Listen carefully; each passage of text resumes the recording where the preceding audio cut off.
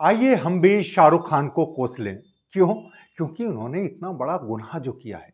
उन्होंने अपनी IPL team Kolkata night Riders यानी केकेआर में बांग्लादेश के खिलाड़ी मुस्तफा फिजुर रहमान को लिया है।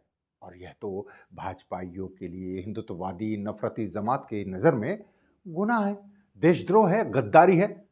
भले ही यह नीलामी बीसीसीआई ने कराई हो, भले ही अन्य टीमों ने भी बोली लगाई हो, भले ही केकेआर में अकेले शाहरुख खान ही नहीं है, लेकिन निशाना तो शाहरुख खान को ही बनाया जाएगा। क्यों? क्योंकि वो मुसलमान है। नमस्कार, सलाम, बेबाक भाषा में आपका स्वागत है। मैं हूं मुकुल सरल।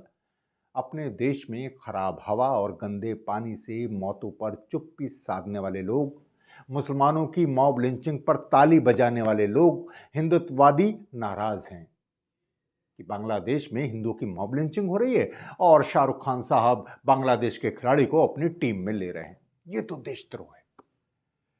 इनमें बीजेपी नेता संगीत सोम से लेकर कथावाचक देवकीनंदन ठाकुर, नए नए बाबा और प्रधानमंत्री मोदी जी के छोटे भाई धीरेन्द्र शास्त्री, धर्मगुरु कहे जाने वाले राम भद्राचार्य और कई छोटे बड़े नेता और बाबा हैं। कोई शाहरुख खान को सबक सिखाने की बात कर रहा है, कोई उनकी जीभ काटने की बात कर रहा है। ऐसे लोगों की फेहरिस्त बढ़ती जा रही है। क्यों? क्योंकि ऐसे मामलों में तुरंत टीआरपी मिलती है, भाजपा में कद बढ़ता है, नजर में आ जाते हैं वो लोग। लेकिन ये लोग सरकार से नहीं पूछते, विश्वगुरु नरेंद्र मोदी जी से नहीं पूछते कि आप बांग्लादेश में हिंदुओं की लिंचिंग रोकने के लिए क्या कर रहे हैं। आपने बांग्लादेश की पूर्व प्रधानमंत्री शेख हसीना को भारत में क्यों पनाह दे रखी है।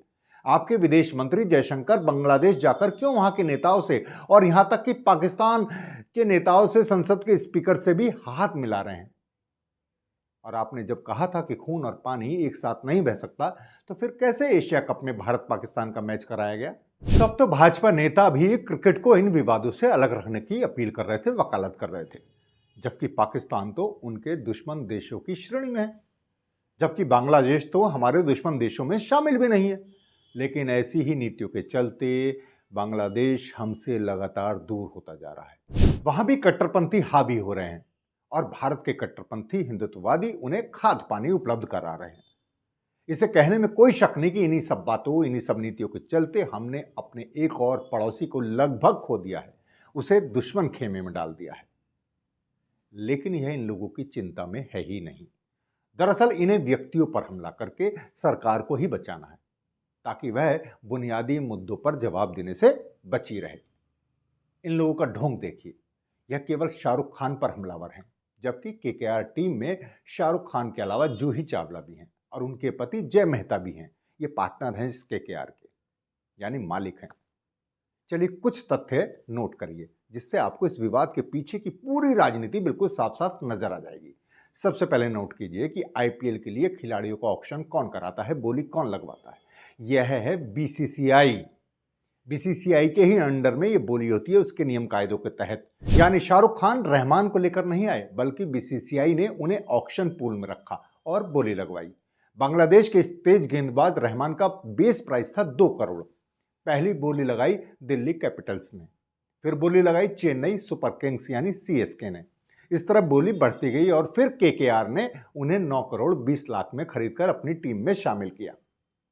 लेकिन दोषी न बीसीसीआई है, न दिल्ली कैपिटल है, न चेन्नई सुपर किंग्स है, न केकेआर की जूही चावला और उनके पति जय मेहता। दोषी है अकेले शाहरुख खान। क्यों? क्योंकि वह मुसलमान है। वह इतने बड़े स्टार हैं तो क्या हुआ? उन्होंने दुनिया में भारत का नाम रोशन किया तो क्या हुआ? उन्होंने राष्ट्रीय भावना से ओतप्रोत चक दे इंडिया और स्वदेश जैसी फिल्में दी, क्या हुआ? उन्हें उनकी फिल्म जवान के लिए 2025 में ही राष्ट्रपति द्रौपदी मुर्मू ने राष्ट्रीय पुरस्कार से सम्मानित किया, तो क्या हुआ? और तो और वह तो तमाम कलाकारों के साथ मोदी जी के जन्मदिन पर उनकी तारीफ भी कर चुके हैं। लेकिन नहीं, उनकी पहली और आखिरी पहचान मुसलमान बना दी गई है। और यही आज नए भारत की सबसे बड़ी विडंबना और त्रासदी है। जहां रेपिस्ट और हत्यारे भारत के नायक बनते जा रहे हैं, वहां कलाकार, लेखक, एक्टिविस्ट देश के दुश्मन हैं, गद्दार हैं, नंबर 1 दुश्मन नंबर 1 है।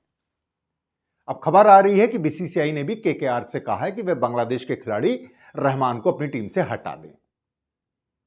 लेकिन इसी बीसीसीआई के अंडर में भारतीय टीम अगस्त-सितंबर में बांग्लादेश में वनडे और टी20 मैच खेलने जा रही है। बांग्लादेश क्रिकेट बोर्ड ने इसका बाकायदा शेड्यूल जारी कर दिया है। और बीसीसीआई ने अभी तक इससे इनकार नहीं किया है। हो सकता है कि इसी राजनीति के चलते ये सीरीज भी रद्द कर दी जाए। हालांकि हम इस राजनीति के खिलाफ हैं और चाहते हैं कि खेल जारी रहें। लेकिन असल सवाल यही है कि क्यों सरकार और संस्थाओं की जगह एक व्यक्ति विशेष को निशाना बनाया जा रहा है, धर्म विशेष को निशाना बनाया जा रहा है? क्या इसलिए कि इस बहाने एक बार फिर पूर्व मुस्लिम समाज को टारगेट किया जा सके?